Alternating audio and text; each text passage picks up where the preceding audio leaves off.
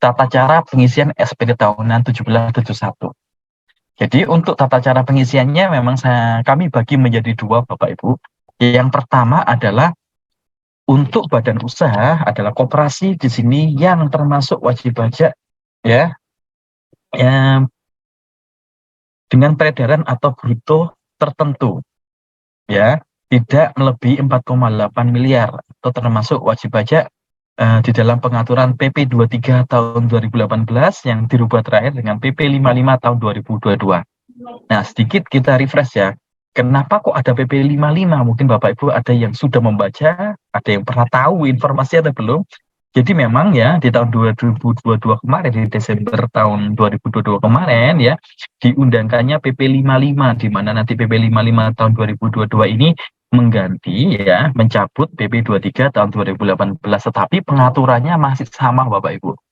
Pengaturannya masih sama, tetapi subjek pajaknya nanti ada tambahan di sini, ditambahkan BUMDes ya, BUMDes Badan Usaha Milik Desa dan BUMDesma serta PT orang pribadi ya, PT orang pribadi di sini. Tapi pengaturannya masih sama, termasuk jangka waktunya, termasuk tarifnya.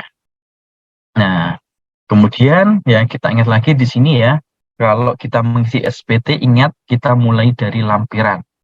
Nah, untuk pertama, untuk wajib pajak UKM, saya nyebutnya UKM saja biar mudah Bapak Ibu ya. Kalau UKM ini merujuk ke wajib pajak ya dengan peredaran usaha atau omset tertentu di dalam pengaturan PP 23 tahun 2018 yang diubah dengan PP 55 tahun 2022. Jadi memang kalau kita lihat di sini kita sebutnya UKM aja Bapak Ibu ya, karena omsetnya nggak sampai 4,8. Nah, untuk pelaporannya ya, yang kita entry dulu yang kita isi adalah lampiran. Yang pertama adalah lampiran daftar pensusutan dan amortisasi fiskal. Nah, kita isinya bagaimana di sini? Ya, kita sesuaikan di sini Bapak Ibu. Kalau penyusutan ini memang berkaitan dengan harta berwujud, sedangkan amortisasi ini berkaitan dengan harta tidak berwujud, gitu ya. Harta tidak berwujud contohnya apa?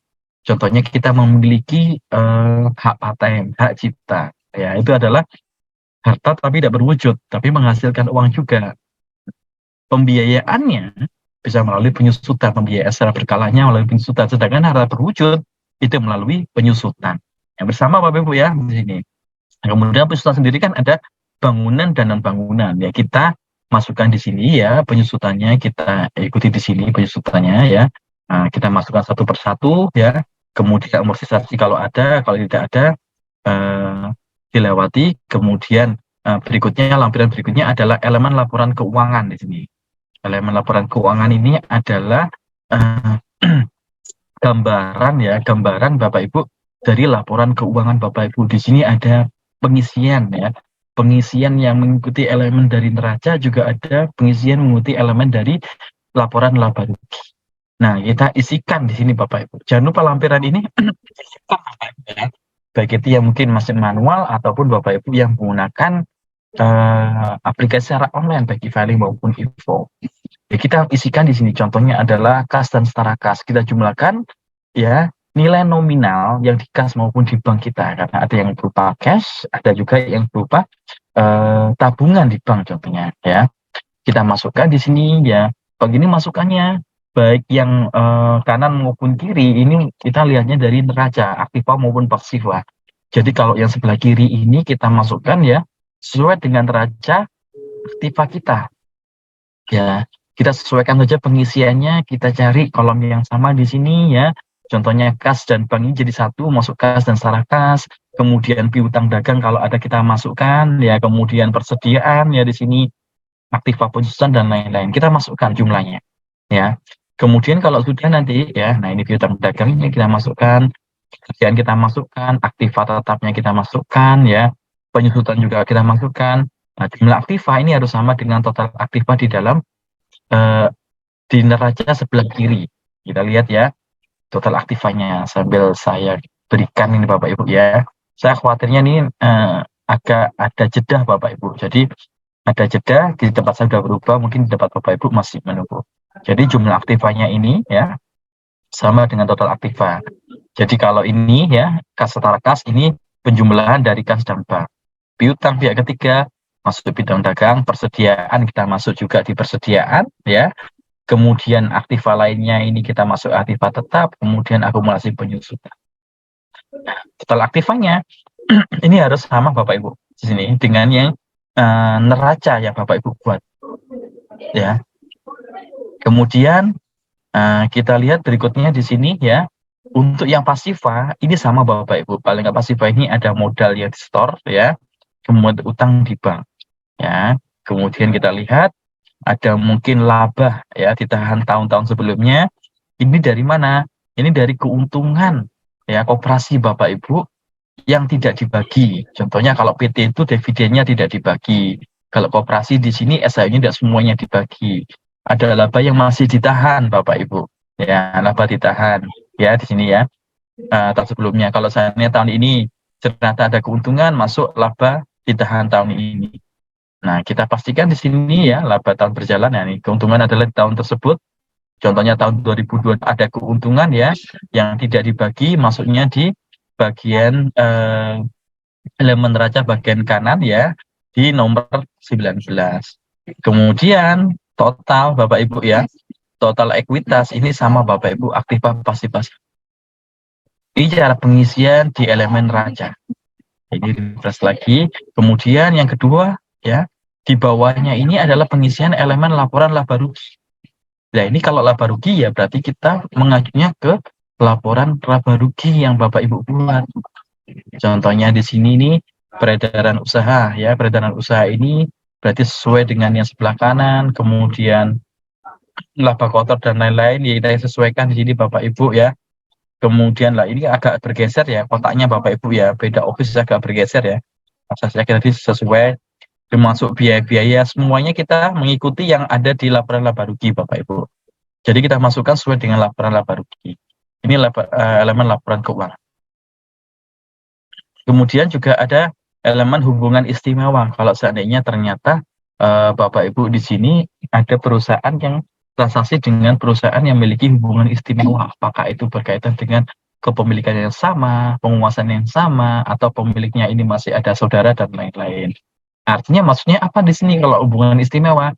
Artinya pastikan transaksinya itu ya tetap sesuai dengan prinsip kewajaran dan kelaziman usaha. Artinya baik itu harga transaksinya ataupun kalau seandainya ada pinjam meminjam kayak pengembalian bunga di sini ya, bukan pengembalian bunga ya, pembayaran bunga dan lain-lain di sini, bunga tadi pengembalian, utang dan lain-lain harus sesuai dengan prinsip kewajaran. Kalau tidak ada bagaimana? Silakan di skip aja, dikosongi, tetapi nanti silakan bagian bawah sendiri ditandatangani Bapak Ibu atau diisi tanggal dan nama pengurusnya kalau secara online.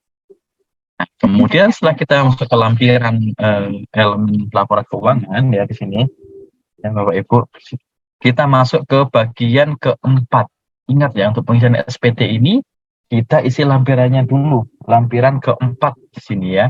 Kita ingat untuk pengisian SPT pastikan identitasnya diisi lengkap ya, ini kalau manual. Kalau seandainya Bapak Ibu melalui aplikasi 6 ya, lampiran ke-6, maaf ya diingatkan ini ya, ini kalau hujan-hujan ini jelas-jelas di sini 6, saya ngomongnya 4 Bapak Ibu ya, ingatnya SPT tahunan orang pribadi. Terima kasih Budian, saya dicolek nih barusan sama Budian, saya kaget gitu ya, 2022 ini, terima kasih Budian ya. Ini saya lihatnya 4, kenapa saya ngomongnya 6 ini Bu? Baik, saya ulang lagi nih, tahun 2022 nih ya, tahunnya kita isi, dedesnya kita isi di sini Bapak Ibu ya. Kalau secara online otomatis terisi ya. Kita masukkan di sini adalah yang pertama data pernyataan modal atau afiliasi jika memang ada pernyataan modal dari perusahaan yang afiliasi di sini ya. Hubungan istimewa, daftar utang afiliasi ini kalau ada. Kalau tidak ada bagaimana? Ya kita kosongnya, kita lewati ya, termasuk daftar piutangnya. Ini lampiran 6. Kemudian di lampiran 5 ini adalah daftar pemegang saham dan pengurusnya Bapak Ibu. Nah, kalau ini harus diisi Bapak Ibu ya. Berapa sih sahamnya di sini ya? Berapa sahamnya, berapa dividennya kalau memang ada pembagian dividen dan lain-lain. Tapi di sini memang ya, kalau koperasi berarti nanti ada iuran ya, iuran kalau nggak salah iuran wajib ya di sini ya, masukkan juga ya. Kalau perusahaan PT ini memang kalau kita lihat lampiran ini kan beda-beda Bapak Ibu. Kalau untuk beberapa usaha seperti usaha yang industri, ada usaha jasa dan lain-lain, ada beberapa lampiran yang berbeda. Tetapi untuk lampiran yang mulai 1 sampai 6 ini sama Bapak Ibu. Nah, kita isi data pemegang sahamnya serta prosentasenya, termasuk juga identitas alamat dan NPWP-nya. Kemudian ya kita masukkan nilainya, ini harus sesuai dengan nilai yang ada di dalam neraca Bapak Ibu. Oh, modal awalnya adalah 500 juta, walaupun sekarang nanti berkembang karena ada laba ditahan tahun-tahun sebelumnya. Jadi ekuitasnya walaupun menambah, ada penambahan dari laba ditahan tahun sebelumnya dan laba tahun berjalan. Nah, kemudian daftar susunan pengurus ini juga dimasukkan. Nah, pertanyaannya ini, kalau seandainya ada salah satu pengurus yang tidak memiliki NPWP itu saat ini berarti diisi 00 atau sekarang ini kan sudah berlaku NIK-nya, maka NIK-nya itu yang digunakan, boleh digunakan di sini. Ya, memang sebenarnya harusnya bisa digunakan Bapak Ibu NIK-nya.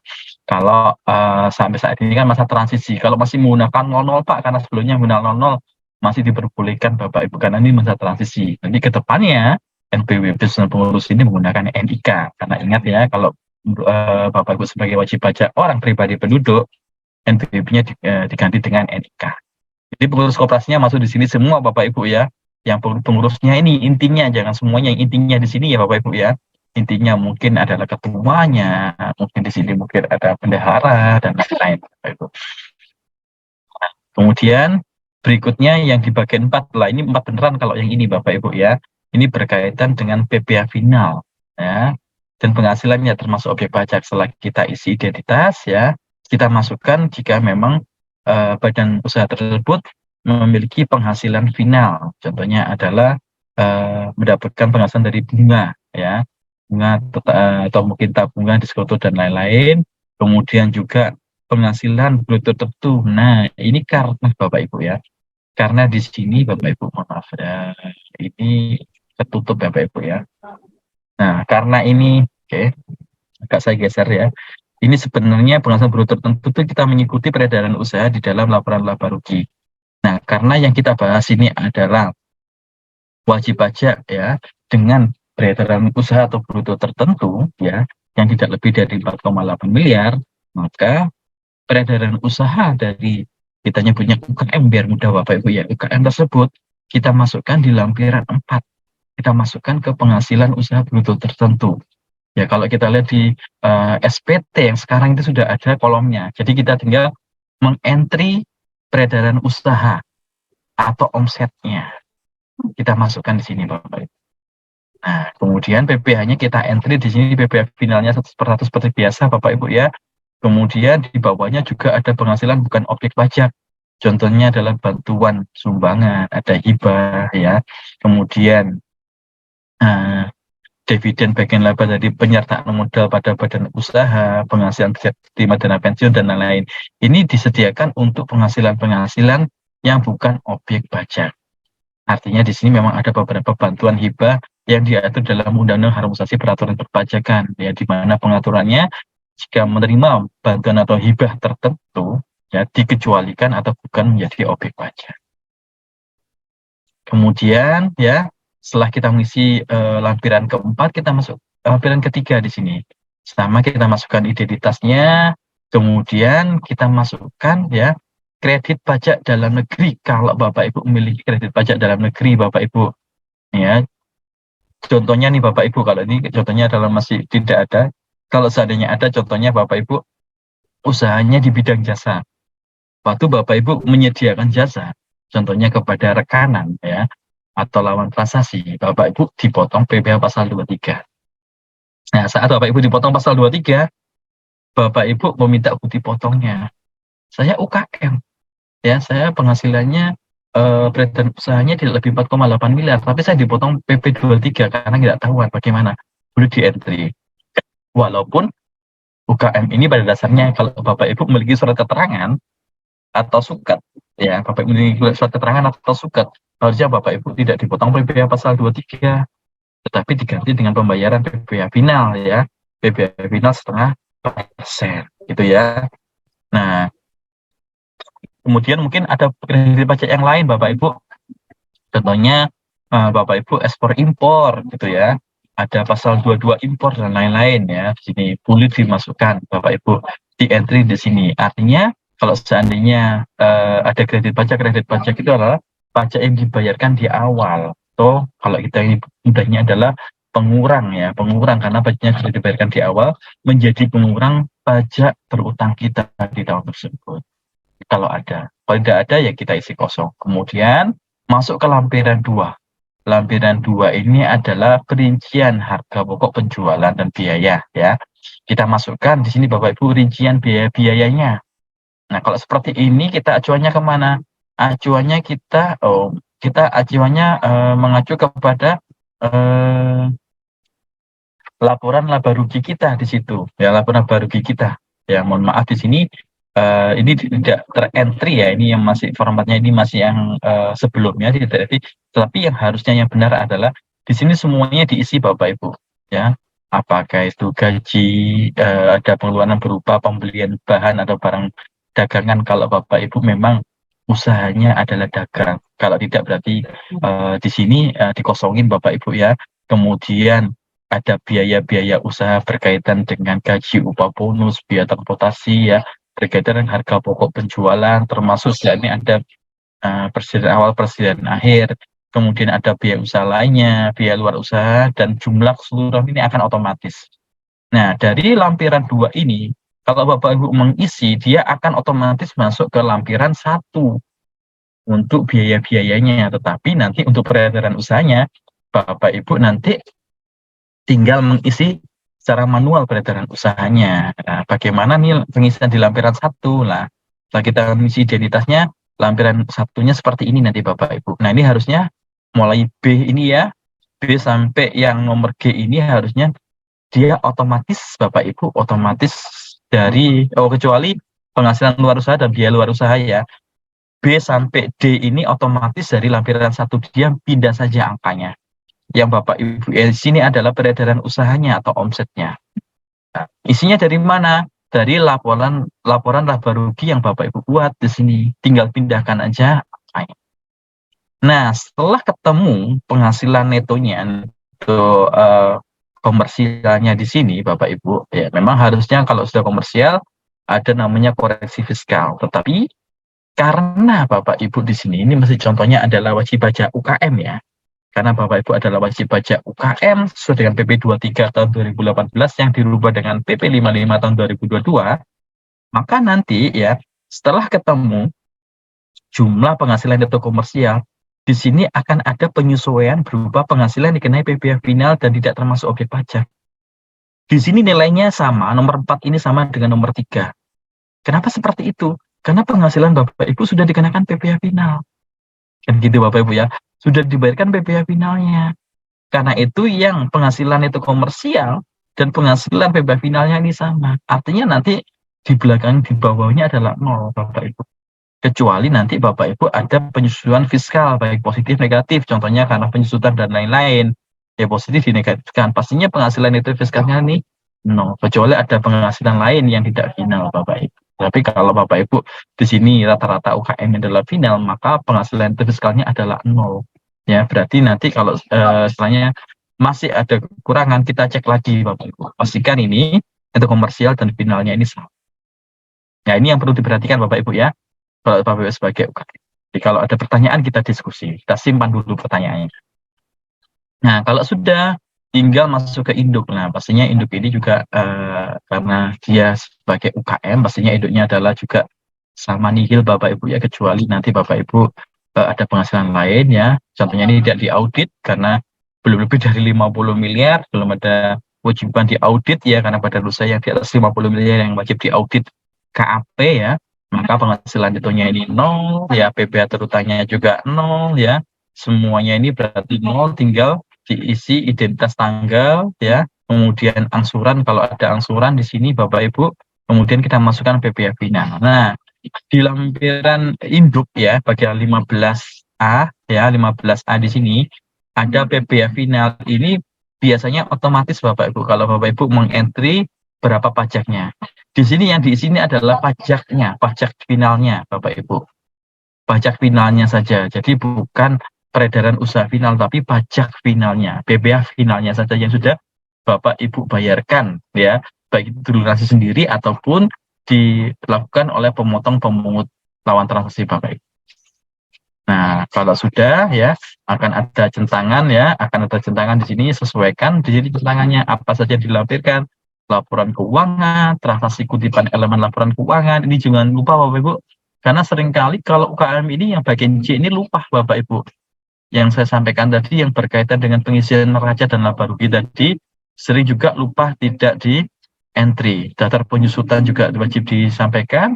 Rekapitulasi penghasilan bruto tertentu karena Bapak Ibu merupakan wajib pajak UKM, kemudian fotokopi pembayaran PPh final bruto tertentu PP 23 2018, di mana dirubah terakhir dengan PP 55 tahun 2022. Nah, jika sudah nanti di sini diisi siapa penandatangannya Bapak Ibu, ya, tanggalnya, kemudian NPWP pengurusnya, ya, kemudian tinggal dilapor. Apakah itu dikirim via pos, ya kan masih diperbolehkan Bapak Ibu, ya karena wajib pajak baru, ataukah Bapak Ibu menggunakan e-filing atau e-form di sini Bapak Ibu, ya, untuk 1771 menggunakan e-form Bapak Ibu di sini ya, 1770 kalau untuk orang pribadi e-filing, kalau pada saya menggunakan e-form di sini Bapak Ibu. Recording in progress. Nah, silakan dilaporkan setelah validasi. Nah, ini lampiran-lampirannya memang saya sampaikan di sini biar ingat nih apa saja yang disiapkan nih Bapak Ibu. Kalau sebelum melakukan SPT tahunan, ya rekapitulasi omsetnya, bukti penyetoran, laporan keuangan, dan daftar penyusutan. Pastikan disiapkan dulu ini bukti pembayaran, rekapitulasi omsetnya, dan laporan keuangan serta penyusutan dan amortisasi. Nah, ini kalau berkaitan dengan SPT tahunan UKM. Nah, bagaimana kalau saya adalah wajib pajak non UKM atau omset saya ya kalau sebelumnya lebih dari 4,8 miliar. Formulirnya sama 71 ya, tetapi pengisinya ada sedikit berbeda. Sebagai contoh PT Damai ini ya, PT Damai di Jakarta ya. Ini adalah neraca keuangannya ya tahun 2022 ya, mohon maaf ini beberapa di Salindia ini memang masih ada beberapa yang tahunnya masih lama tapi isinya sudah benar Bapak Ibu ya. Ini adalah neracanya Bapak Ibu, kemudian ini laporan laba ruginya ya, nanti kami bagikan ya materinya ya. Kita lihat di sini laporan laba ruginya di sini. Ajaran peredaran usaha di sini di mana dilakukan penyesuaian Bapak Ibu di sini ya. Penyesuaian atau koreksi fiskal di sini Bapak Ibu.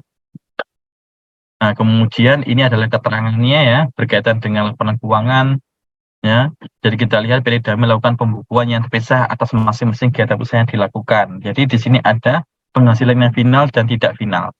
Karena kita tahu konstruksi di sini dikenakan PPh final, sedangkan perdagangan ini ya penghasilannya dikenakan PPh non final. Kemudian di dalam kegiatan usahanya ya PT Damai ini ya berupa penjualan barang selama 2020 ya senilai 10 juta termasuk pengadaan barang pada Pemda DKI senilai sebesar 10 miliar. Ada juga pengadaan barang pada Pemda DKI Jakarta senilai 5 miliar. Nah, kalau kita lihat di sini ya ada pengadaan yang non bendahara, ada yang kepada bendahara dari pemerintah. Kemudian dia juga mengeluarkan biaya sewa untuk sewa gudangnya 250 juta, ada biaya penyusutan fiskal 110 juta, ada juga pengeluaran berupa sumbangan bantuan zakat ya di sini untuk penanggulangan bencana nasional dan fasilitas pendidikan sebesar 60 juta. Nah, kalau kita lihat sini perusahaannya ini juga mengeluarkan sumbangan ya sebagai bentuk CSR mereka Bapak Ibu. Kemudian juga ada biaya natural dan kenikmatan di sini, beras, kecap, gula ya. Kemudian juga biaya lain-lainnya. Ada biaya jamu, makanan, relasi, entertain, ada biaya keperluan dapur, kantor ya. Ada buktinya di sini, ada data nominatif, ada buktinya. Artinya kalau memang biaya entertain ya untuk 3M tadi dan untuk keperluan-keperluan lain ada bukti, ada nominatifnya di sini, artinya biaya tersebut bisa ya diakui. Nah, kemudian pajak-pajak yang dibayarkan PT Damai tahun 2020 tadi yang pertama adalah PPh pasal 21-nya Bapak Ibu. Ya, pasal 21-nya berkaitan dengan penghasilan karyawannya. Kemudian ada PPh pasal 22 di sini, sudah dipungut oleh Pemda DKI 75 juta. Kemudian ada PPh pasal 23 sewa kendaraan 800 juta. Ada PPh 4 ayat 2 final jasa konstruksi karena usahanya tadi selain dagang juga ada jasa konstruksi. Ya, kemudian ada PPh final lainnya berupa ya pengalihan tanah ya, penjualan tanah, mohon maaf. Kemudian ada angsurannya Bapak Ibu, PPh pasal 25 ya, kemudian ada surat tagihan pajak termasuk bunganya. Nah, kita lihat ini penyusutannya Bapak Ibu ya. Kemudian pengisiannya bagaimana? Kita lihat pengisiannya, mohon maaf ya, tahunnya ini masih tahun 2020 Bapak Ibu. Pengisiannya bagaimana? Sama, kita mulai lihat di lampiran ke-6 dulu Bapak Ibu ya. Kemudian kita isi kalau seandainya ada afiliasinya ya. Kemudian lampiran kelima ini sama dengan yang UKM ya. Di sini adalah pemegang saham dan pengurusnya di sini ya. Kemudian di bawahnya di sini berkaitan di lampiran 4 di sini berkaitan dengan PPh final Bapak Ibu ya. PPh final kita lihat di sini. Bedanya dengan UKM di sini Bapak Ibu. Kalau UKM tadi ada penghasilan bruto tertentu, kalau yang dia non UKM ada juga penghasilan final. Kebetulan usahanya memang usahanya di sini adalah jasa konstruksi dan juga ada pengalihan tanah dan bangunan. Nah, kemudian kita lihat di sini Bapak Ibu ada jasa usaha konstruksi ini yang masih lama, masih menggunakan tarif 3%, ketemu dari omset 50 miliar ketemu 1,5 miliar. Kemudian penghasilan pengalihan hak tanah dan bangunan di sini ya, ketemunya PPh final terutangnya adalah 26.250.000 ya. Seluruh penghasilan utang ini termasuk PPh-nya ini dijumlahkan. Artinya gini, untuk penghasilan yang bersifat final, penghasilan yang dikenakan PPh yang bersifat final ya, memang tidak dihitung kembali dalam SPT tahunan wajib pajak badan termasuk koperasi seandainya memang ya. Tetapi harus dilaporkan di dalam SPT tahunan di kolom penghasilan yang dikenakan PPh final. Tidak dihitung kembali karena final itu kan rampung atau selesai saat dibagikan, saat diterima. Sudah dipotong PPh-nya, selesai ya. Tetapi tetap wajib dilaporkan ya, dicantumkan di dalam lampiran PPh final SPT di lampiran 4 bagian A. Nah, kemudian untuk bagian B-nya ini sama Bapak Ibu, kalau ada penghasilan yang tidak termasuk objek pajak, kemudian ada dividen ya, pembagian dividen. Nah, dividen ini ada pengaturan lagi di Undang-Undang Harmonisasi Peraturan Perpajakan Bapak Ibu ya. Dividen ini kalau dibagi, nah contohnya dividen ini penerima dividennya adalah badan usaha, contohnya koperasi A ya. Ya. Kemudian yang pemilik sahamnya adalah PT B gitu ya. Maka dividen atau bagian penyertaan modal yang dibagi, contohnya koperasi SHU, kalau SHU bukan objek pajak Bapak Ibu ya pasti ya. PT A bagi dividen ke PT B. Kalau dividen ini dibagi ya, dibagikan kepada badan usaha yang lain, maka bukan misalnya dikecualikan dari objek pajak. Kalau dividen ini dari PT A dibagikan ke Tuan A, Tuan B, Tuan C, Tuan D kepada orang pribadi, maka dapat ya dikecualikan dari objek pajak jika diinvestasikan ke instrumen-instrumen tertentu. Ada pengaturan yang baru mengenai dividen. Sedangkan untuk koperasi SHU, nah ini kelebihannya ya, sama dengan prive yang diterima oleh komoditas pemilik CV. Kalau SHU dibagikan ya, dikecualikan dari objek pajak, maka termasuk di entry di bagian B 1771 ya, di lampiran 4 bagian B Bapak Ibu. Kalau ada pembagian SHU ya, maksudnya ada pembagian di sini, contohnya di sini Bapak Ibu ya, yang baru ada bagian SHU kita masukkan kalau ada pembagian SHU. Nah, kemudian di lampiran 3 ini kalau ada kredit pajak, jadi di soal tadi ada memang kredit pajak ya, pasal 23 dan pasal 22, kredit pajak ini sebagai pengurang Bapak Ibu ya, pengurang karena merupakan pajak yang dibayarkan di awal sebagai pengurang PPh terutang badan usaha tersebut. Nah, kemudian setelah kita mengentry lampiran 1, dia kita juga mengentry biaya-biaya yang dikeluarkan badan usaha tersebut di tahun bersangkutan, kita masukkan biaya-biayanya. Apakah itu biaya berkaitan dengan HPP, harga pokok penjualan di sini ya, kita masukkan. Contohnya kalau dia usahanya dagang, berarti harga pokok penjualannya di sini ya, harga pembeliannya kita masukkan di sini Bapak Ibu. Kemudian ada persediaan awal dan persediaan akhir di sini kita masukkan, dia akan menjumlah secara otomatis ya. Berapa sih HPP dari barang yang siap didagangkan, kemudian ada biaya usaha lainnya. Contohnya adalah biaya gaji yang dikeluarkan PT Damai ya, biaya penyusutan, biaya sewa, biaya pemasaran atau promosi ya. Kenapa boleh nih biaya pemasaran promosi? Karena ada data nominatifnya dan ada buktinya tadi. Kemudian ada biaya-biaya lainnya ya, biaya-biaya kita masukkan semuanya. Nah, dari yang di entry Bapak Ibu di lampiran 2, dia akan masuk ke lampiran 1. Nah, kemudian tinggal menyesuaikan aja di sini. Disesuaikan di sini, contohnya ini omsetnya 60 miliar, ya, kemudian harga pokok penjualan ini dari lampiran 1, HPP, lalu biaya-biaya juga lampiran 1, ya, ketemu penghasilan itunya, kita tambahkan penghasilan dari luar usaha di sini Bapak kalau ada. Tapi ini kalau semuanya di entry di lampiran 1, dia otomatis masuk juga. Nah, kemudian akan ketemu berapa penghasilan neto komersial. Nah, bedanya apa nih dengan UKM? Kalau UKM tadi, penghasilan neto komersial dengan penghasilan yang dikenakan PPh final atau termasuk di pajak ini sama. Kalau yang PT Damai ini tidak sama, kenapa? Yang di entry di bagian nomor 4 ini hanya penghasilan yang dikenakan PPh final atau dari usaha jasa konstruksi. Nah, jadi disampaikan bahwa PT Damai ini usahanya ada konstruksi, ada yang perdagangan. Jadi yang hanya dari konstruksi aja nih Bapak Ibu yang disesuaikan.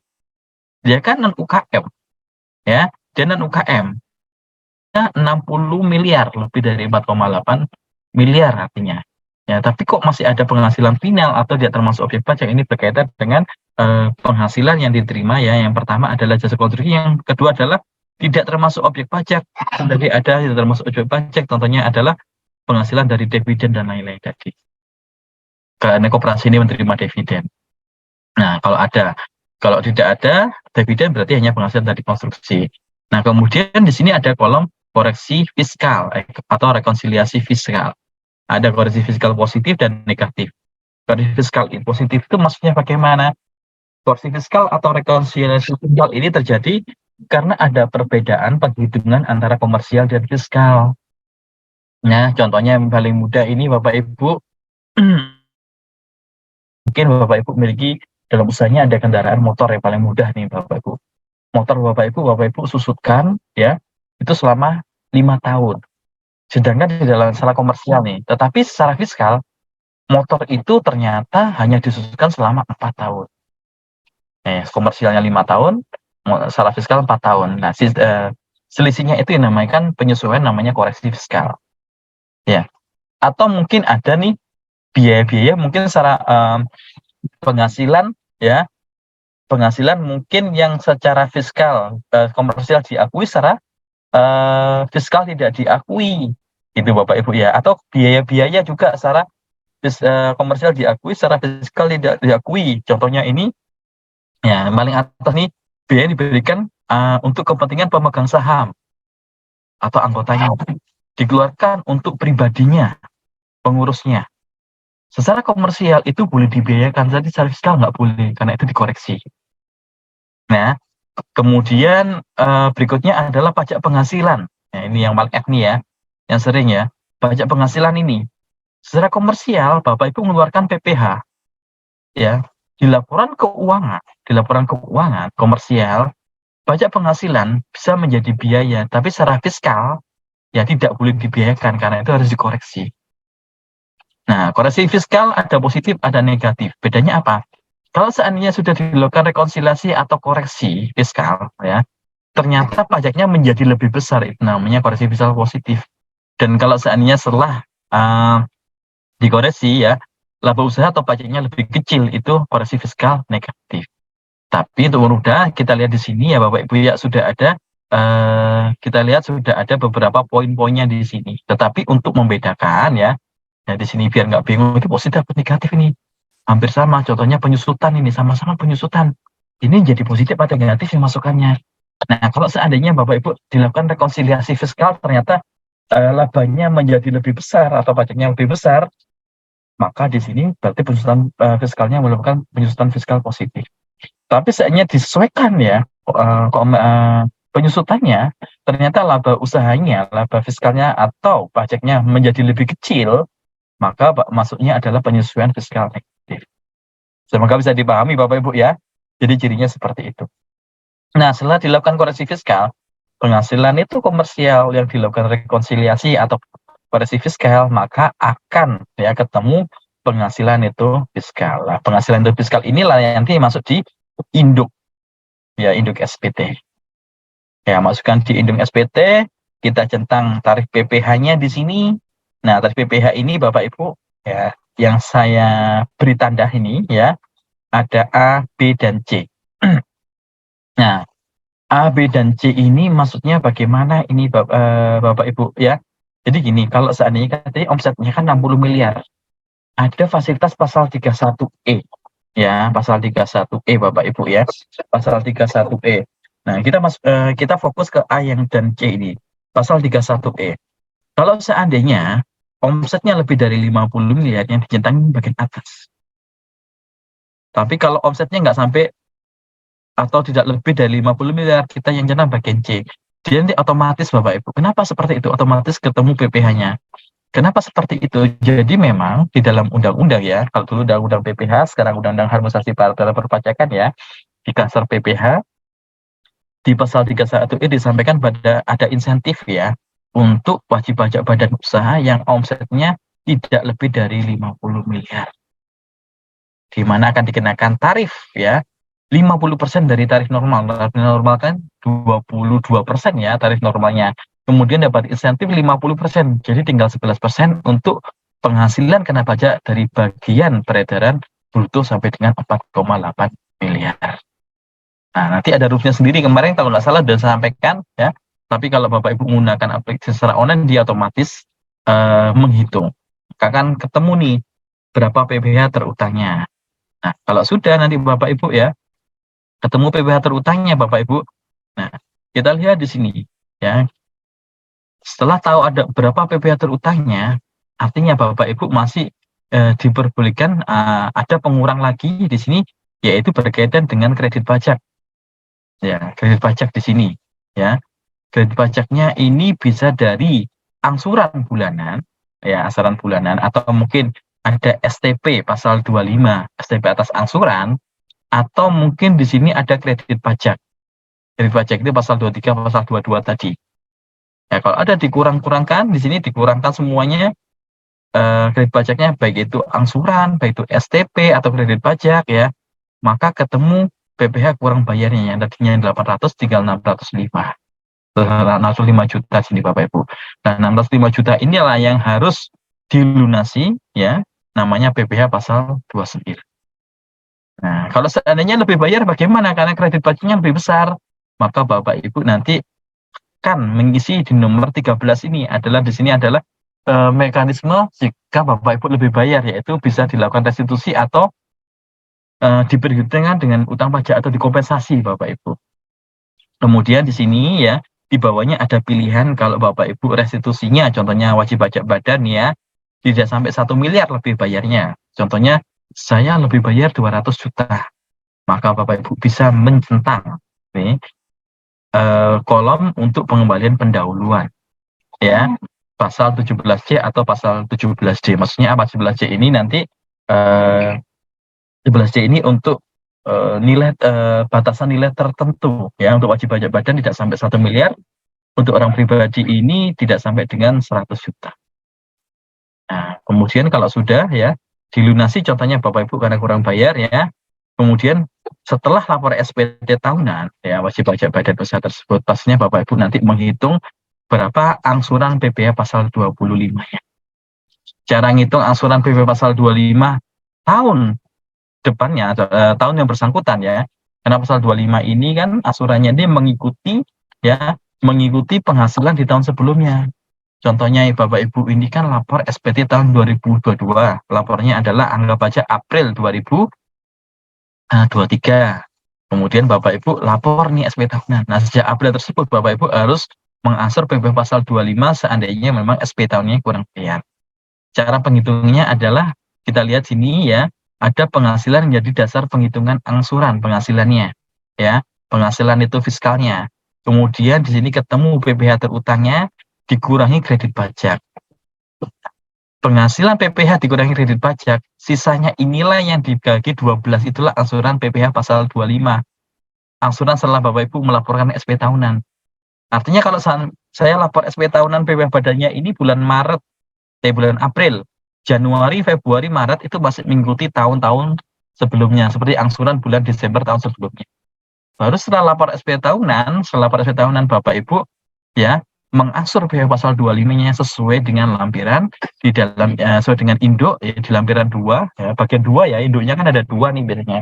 Di bagian 2 halaman 2 induk SP tahunan tahun sebelumnya.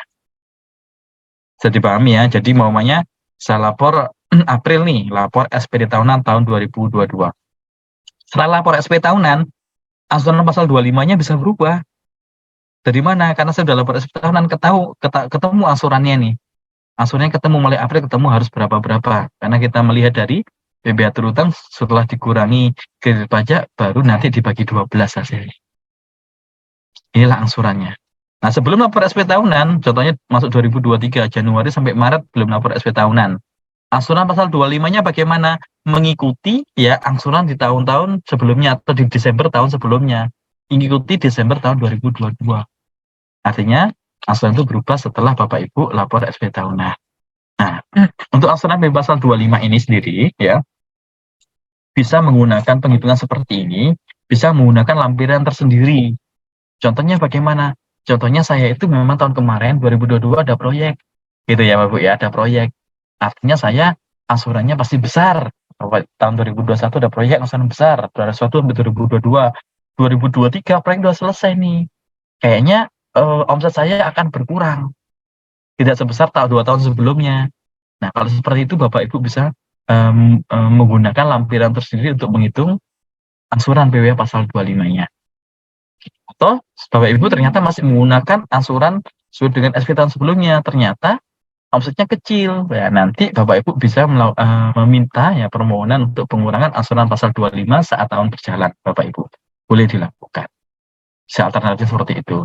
Kemudian di bagian kolom 15 di sini ada kolom untuk PPh final ya, dan penghasilan tidak termasuk objek pajak. Contohnya PPh final ini adalah PPh yang dibayarkan berkaitan jasa konstruksi, dan penghasilan termasuk objek pajak. Contohnya adalah dividen tadi. Ya. Nah, kemudian sini ada pernyataan mengenai hubungan istimewa. Hubungan istimewa ini kalau memang ada hubungan dengan perusahaan lain yang memiliki hubungan istimewa, contohnya adalah pemiliknya sama, atau mungkin dalam penguasaan yang sama, atau pemiliknya masih ada saudara dan lain-lain. Kemudian kita sesuaikan kolom centangnya di sini Bapak Ibu. Jangan lupa tanda tangan. Kalau online berarti pengertiannya adalah validasi ya. Kemudian kita masukkan nama di sini, nama pengurusnya dan NPWP-nya. Nah, kemudian setelah berikutnya adalah lampiran Bapak Ibu. Lampiran ini ya, ingat ya, mengisi memang dari lampiran. Kalau yang tadi lampiran dimasukkan dulu transip kutipan elemen laporan keuangan. Kalau di sini boleh diisikan juga setelah kita ngisi induknya. Kenapa? Karena nanti kelihatan Bapak Ibu laba di tahun tersebut. Nah, sama dengan yang sebelumnya. Lampiran elemen laporan keuangan ini ya, kita mengacunya kepada elemen neraca dan elemen laba rugi.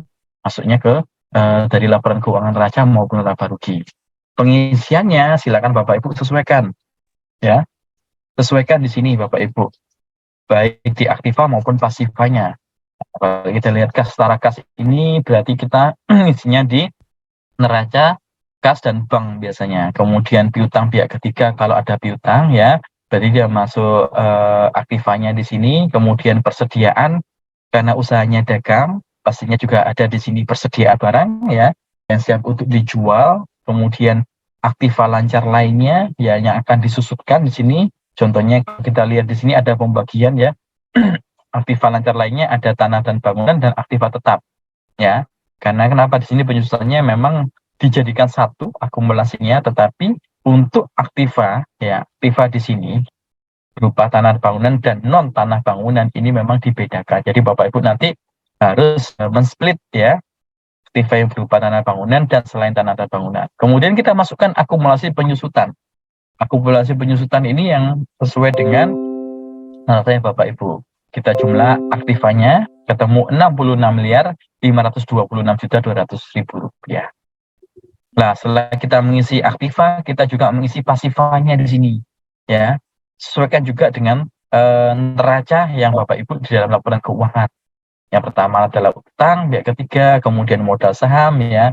Modal saham ini bisa berubah, ya. Seandainya ada tambahan modal setor atau agio saham di sini, kemudian ada laba ditahan tahun-tahun sebelumnya jika ternyata ada laba yang tidak dibagi, contohnya tidak dibagi SHU atau dividennya tidak dibagi, tapi ditahan.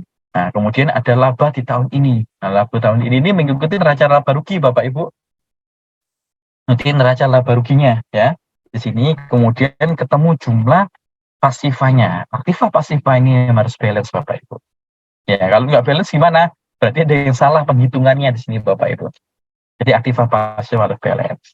Nah, setelah kita mengisi elemen neraca keuangan, kita juga mengisi bagian dari laporan laba rugi. Nah, kalau elemen laporan laba rugi ini pasti ngisinya sama. Kita mengajunya kepada laporan laba rugi yang kita buat, yang kita lampirkan di dalam pelaporan SPT tahunan. Nah, karena usahanya di sini adalah jual beli dan juga jasa konstruksi di sini. Nah, maka di sini kita lihat ya, masukkan elemen laporan keuangannya di sini ya, penjualan bersih, berjalan awal, berjalan akhir. Nah, kita lihat 60 miliar kok banyak sekali. Ya, 60 miliar ini bisa jadi nanti ya adalah akumulasi penjualannya sesuai dengan peredaran usaha yang kita masukkan di dalam lampiran 1 ya, lampiran 1 SPT tahunan 60 miliar. Kemudian persediaan awalnya 2,5 miliar, kemudian ada pembelian ya, ketemu harga pokok, ketemu laba kotornya di sini ya. Berjalan akhir harga pokok, ketemu laba kotor. Kemudian dikurangi biaya-biaya ya. Kemudian ada juga penghasilan lainnya di sini ya. Penghasilan lainnya di sini. Kemudian akan ada juga mungkin penyesuaian koreksi fiskal, dan juga ini harusnya ada juga kalau seandainya Bapak Ibu ternyata ada kompensasi kerugian ya. Dan sampaikan saya tempat kelewat nih mengenai kompensasi kerugian. Nah, untuk wajib pajak yang non UKM yang omsetnya lebih dari 4,8 miliar ya.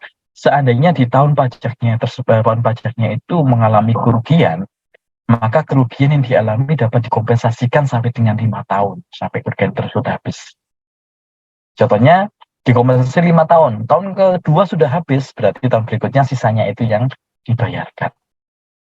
Berbeda dengan wajib pajak badan usaha yang penghitungannya menggunakan PPh final ya, karena omset atau beredar brutonya tertulis dengan PP 23 ya, UKM kita nyebutnya UKM.